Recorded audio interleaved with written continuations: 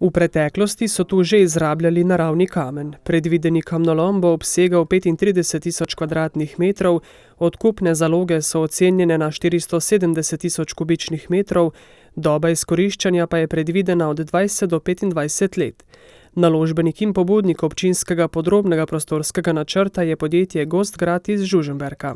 Prav gotovo je pomembno, da ima občina v bližini kamnolom, kajti za vse naše uporabnike je to predvsem bližina pomembna.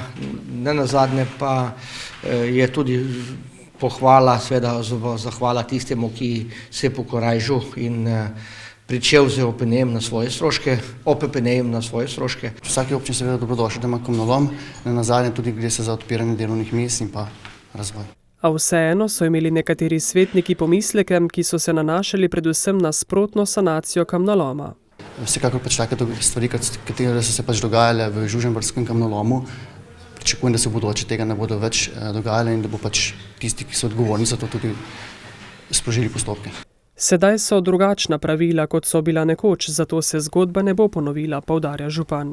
Mislim, da zakonodaja bo zdaj striktna in striktno tudi naložila, kaj je seveda tudi naloga investitorja oziroma tega, ki bo lastnik tega kamnoloma, tako da bo moral sproti zadevo urejati.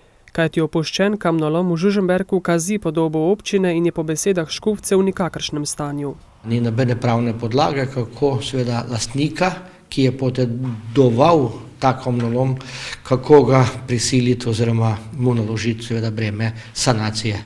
Po njegovem mnenju bi za to morala poskrbeti država, vendar tega ne stori.